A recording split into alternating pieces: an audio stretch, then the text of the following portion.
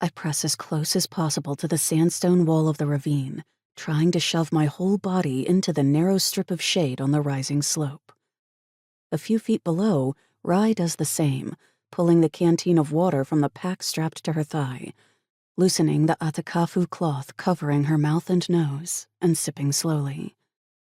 The sight makes my mouth feel drier than ever. My hands fall to my own thigh pack, and I toy with the ties holding it shut. There isn't much water left in my canteen, and I don't know how much longer we'll be enduring the brutal, dehydrating heat of the desert sun. The hunt has been longer than we expected, and far trickier than it should be. Pulling my hand away from the temptation, I search the path above us for any sign of our prey. There isn't anywhere else the tigres could have gone once they entered the ravine, but we haven't spotted a single trace of them since... Wait. There. Rai, look. My murmured words are muffled by the atakafu, but it's enough to draw her attention to fresh claw marks on the red sandstone. She's already put the water skin away, so she lifts the atakafu back over her nose and cautiously climbs until she can see the marks for herself. The corners of her round eyes crinkle with a grin as we cautiously hike up the steep ravine, moving as silently and steadily as we can. We've barely gone 30 feet when the wind shifts.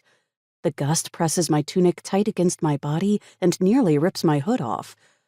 But that's not what makes my pulse falter. The desosa, the elemental energy in the air, has sharpened. It's carrying the tingling burn of electricity. But this is the wrong season for a typhoon. The first storm shouldn't hit for another moon.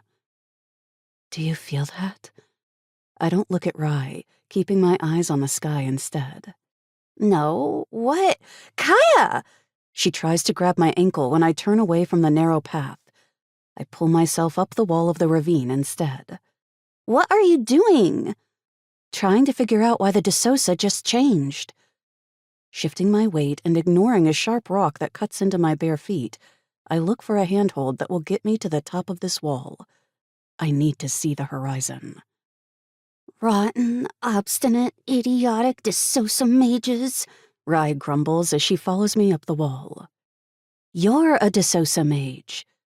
She's a Kasaiji.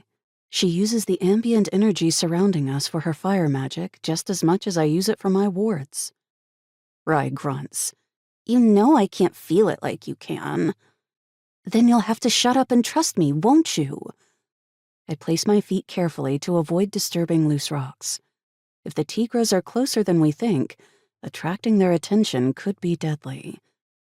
Those vicious scaled cats are a danger only for my squad.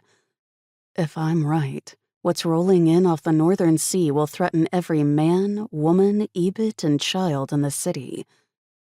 It'll threaten Yori. Testing the scents in the air is always harder through the filter.